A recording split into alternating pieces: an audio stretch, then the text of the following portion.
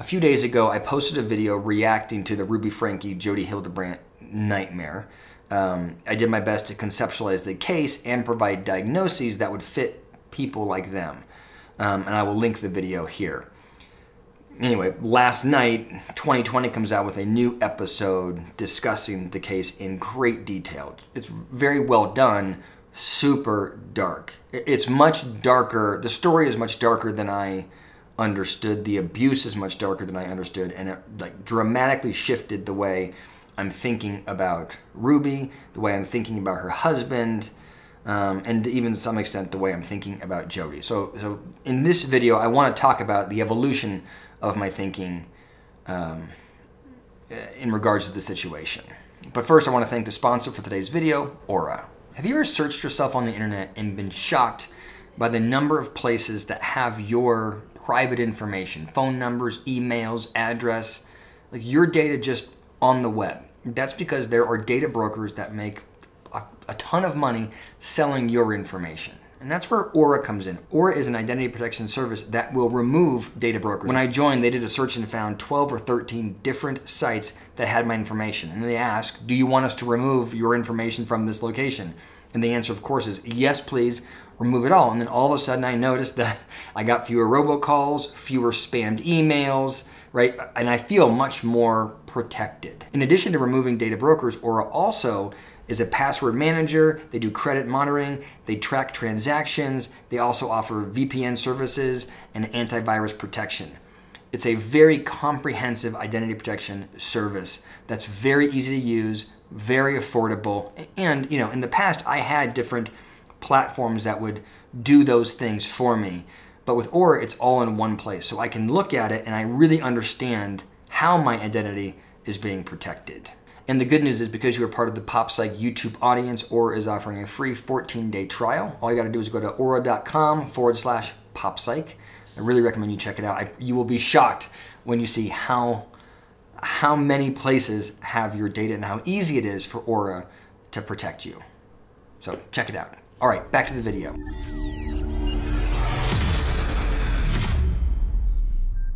I'm trying to think of the best way to organize my thinking or organize this video. So what I'm gonna do is I'll talk about Ruby and sort of tell the whole story as it relates to Ruby, go back and do the whole story as it relates to Kevin, so on and so forth, and then even Jody. Okay, so my thinking as it relates to Ruby. This episode starts off from the perspective of the police officers that find Ruby's kids. And I knew that they found the son first because he snuck out of Jody's house. I knew that he was emaciated. I knew that they went back and found her daughter, who was also emaciated. And I even knew that they had duct tape on their wrists or their ankles. I knew all that in advance. I did not know the extent. So to see a child that is so horrifically emaciated, like headed to death, emaciated, and they've got lacerations, scars, cuts all over them. And it's like you hear lacerations and then they show you the depth of the lacerations and the infection. And it's like, you just look at it and you go, how the fuck could somebody do this to a kid, let alone their own child? It's just hard to understand. So I guess that's the first thing is this was it clarified for me the significance of the abuse. When I first reacted to this case, my assumption was that I had diagnosed Ruby, or I said somebody like Ruby would be diagnosed maybe with narcissistic personality disorder. I thought that Ruby was focused on herself, but also very insecure, so easy to be led. I thought that Jody had influenced and manipulated and maneuvered Ruby in a way to sort of passively allow Jody to harm these kids, for the purpose of removing their evil.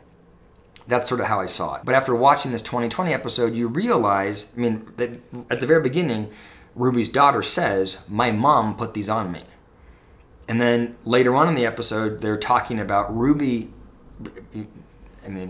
They say it's part of her faith. I think it's also part of her narcissism. She recorded in a diary everything that she did in an effort to cleanse these kids of evil. So it's not like I watched Jody do X, Y, or Z. It is, we did this to the kids. We made my son sleep outside. We made my son jump on the trampoline and 110 degrees to burn his feet. We didn't feed our kids. It was very much both of them were actively involved in this. So I think I made a mistake in my first reaction in that I didn't place the same level of blame or culpability on Ruby as I did on Jody. So that's sort of the first thing. The second thing that stands out to me as it relates to Ruby is Ruby's presence when she showed up at Jody's house. So she gets notified that her kids are there, or that the police are there, or whatever. She shows up at Jody's house and she is moving slow. She's a little bit in it almost feels like she's dissociating from the shock of it all. She's not, it doesn't look scared. She doesn't look angry. She doesn't look defensive. She doesn't even look guilty. She sort of looks like she's just moving slowly through the world, which feels to me like she was in shock and couldn't believe that this was happening. I don't think that she recognized the severity of it, which comes in stark contrast, by the way, to Jody, who starts off in a very sort of defensive and even aggressive stance of, this is stupid, get out of here, you don't have a warrant, I have no interest in this, please clean up my house. That was sort of her stance, which was very different. And then they go to jail, and then Ruby is calling Kevin, her husband, and she's saying, how are the kids? And Kevin's like, the kids are in the hospital, they're gonna be there for 3 days because they're so malnourished, because the wounds are so severe. And Ruby's reaction is, isn't it ridiculous? Like, they're really making something out of nothing. It was as though she felt like she was being persecuted for really, just being a good mom. There was a total delusion about the impact she was having on her kids. And at one point she says, people just don't understand, adults don't understand that kids can have evil inside them. You know what? Adults have a really hard time understanding that children can be full of evil and what that takes to fight it. And it's like it's a sick and chilling statement that I think does show you how, she was operating outside of reality. And it's not until she spends time in jail that she sort of comes around and starts to apologize for her treatment of her kids. It's not until she's been in jail for a while before she sort of recognizes the severity of what she does. And when they're in trial, she says, I did it. I'm sorry I did it. I deserve to go to jail. I'm not going to fight it. I was maneuvered and manipulated by this person. I had a mind disease it's sort of, Jody did this to me, but I'll take accountability. And my perception of that, and I know people will disagree with me here, but my perception of that is that it was sincere. If I think about the way she showed up at Jody's house when she got called, the way that she talked about the abuse in her diary, the way that she talked to Kevin when her kids were in the hospital, there's sort of no evidence of her recognizing the severity of it, and there's no evidence of her being apologetic or sorry, or it felt like she didn't get that she was doing something wrong, despite the fact that it was so fucking horrific. And then she goes to court and it's clear she gets that she did something wrong, and she's going, I didn't clock that this was so atrocious because I was talking to this other person. And I buy that story. I don't think it removes culpability. And when you think about or conceptualize Ruby, you can't do that without also talking about her Mormon faith. And I need to be really sort of specific in how I say this. I have no problem at all with the Mormon faith. I have a major problem with how Ruby interpreted it, how she weaponized it, and how it distorted the way that she interacted with the world around her. In my original video, I sort of talked about how I thought that Ruby grew up in a household that minimized her sense of agency, and as a consequence, she became overly reliant on external guides. And I think for her, it was the religious text. And then as she got older, it became the religious text, and then eventually Jodi Hildebrandt. And I stand by that conceptualization. I think that Ruby, there's a part in this episode where they clip her talking to her husband, and she goes, you know, this is like suggesting this is like Satan's work here because I've always been a good girl. I don't do anything naughty. And the way she says good girl and naughty, it felt like a child. Satan has taken everything away from me that I love. And I'm a good woman. I don't do naughty things. I'm a really good girl. Right? Like, I'm a good girl. I don't do anything wrong. I never want to be naughty. And it's like this, she's in total absence of self-empowerment. And I think that the plumb line for her always was her faith and sort of the letter of the law. And I think she really struggled to logically think through all of that, which made her sort of ripe for the pickings for a super manipulative person in Jodi Hildebrandt. So my belief is that when she was tethering her kids to weights, when she was abusing her kids, making them burn in the sun, not feeding them, I think all of that in her delusional mind was good for them. And I think that all fits the diagnosis of narcissism. I think it was not about her connecting with her kids and caring about her kids and wondering how her kid, I don't think she understood the damage she was doing because it was all about her. Am I operating in alignment with my faith, my reading of the doctrine? Am I operating in alignment with what Jodi thinks a good person does? And this is it's like all about Ruby. And I think that this is just a very extreme example of how that focus on oneself can totally distort the way that they view the world around them. And I think going to jail and getting external data that says that what she is doing is horrific helped her go, oh my God, that wasn't good mothering. I still think she's focused on herself. And I still think she's thinking about what's the right thing to do now as a mom based on the data I have. So I don't know how much empathy she has for her kids. So I'm not saying that she's healthy now, but I think she just has better inputs than she did before. Okay, that was a lot on Ruby. Let's talk about Kevin. I have two minds as it relates to Kevin. The first is he, like many other people apparently that worked with Jodi, lost himself. To me, it feels like he was brainwashed. So the story is that originally Ruby hired Jodi to help with her son.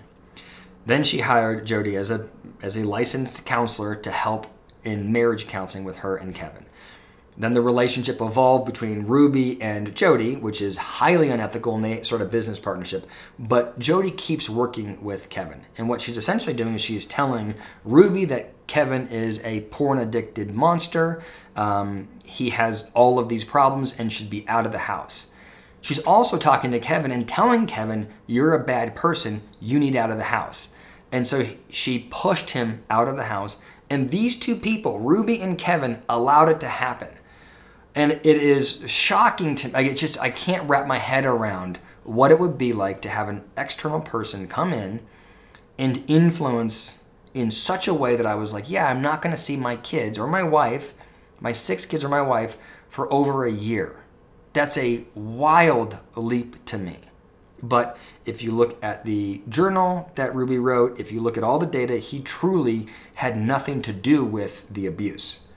I mean, it's not grade A parenting to abandon the family, but I think that he actually believed that that's what he was supposed to do because he, like Ruby, was being influenced by Jodi's wild therapy. And this was highlighted for me when Kevin's in the police station and they say, hey, where are your kids? And he's like, I haven't seen them in a year. And they go, well, they're in the hospital because they've been neglected, they're emaciated.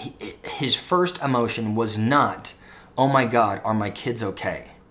Right? His first emotion was to be sort of defensive of Ruby. During the interrogation, Kevin appears bewildered, but he also stands by his wife. I love my wife. I don't want anything to incriminate her or me in ways that I don't understand. And his first comment when asked why he'd been gone for so long was, because I'm a bad husband. It's like a weird, and I needed to leave. Addictions that I was working through and seeking help on. with pornography. Jodi saw the need for me to get help. It's like this weird thing where it wasn't like there was no resentment, there was no rage about it. It was, yeah, I am doing the right thing because I've got issues, so I need to leave. I struggle with, now Kevin is stepping up and he's trying to get, when they sell Jodi's place, he's trying to get money from it so that he can pay for the kids' therapy, which I think makes a lot of sense. He's trying to step up now and get custody of the kids. And it's hard I'm looking at it going, no fucking way would I give you custody of these kids when you allowed this dynamic to evolve. And then I think about it like, but his only awareness of this was, that he left his family for a year. I wouldn't give him the kids. I'm sorry. That is just an egregious move for him, in my opinion. And it's like, I just want a present and strong figure in those kids' lives. So if I were in charge, I would say he doesn't get custody back. I think by the letter of the law, though, he probably will, because he didn't abuse them. He just did what his wife asked, and he left, right? I guess he didn't technically do anything wrong. I don't know. It's wild. All right, let's talk about Jodi. I think I originally clocked her as a monster, and I continue to clock her as a monster. I didn't know how bad the abuse was until I watched this episode. I think she's a monster. I think she meets the diagnostic criteria for antisocial personality disorder, or somebody like her. I can't diagnose from afar, but somebody that engages in these behaviors, abusing kids, being, motivated to get power, enjoying manipulating other people, lacking remorse, lacking empathy, meets that diagnostic criteria. There were a couple things that stood out to me, though. So the first is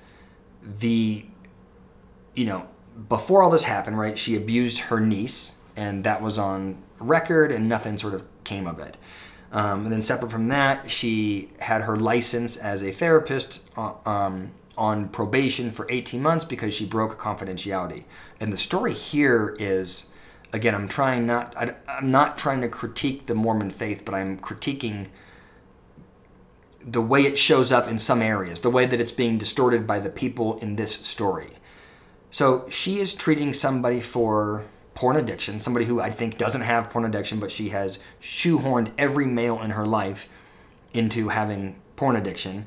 And she leaves therapy with this guy and goes and tells his church and goes and tells his employer, BYU, that he's got a porn addiction. And as a consequence, he loses his position in the church and he loses his position at BYU.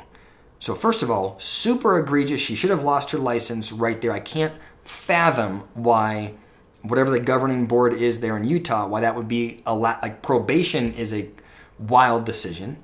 That's the first thing. And the second thing is, for what reason is either the church or his employer listening to his therapist?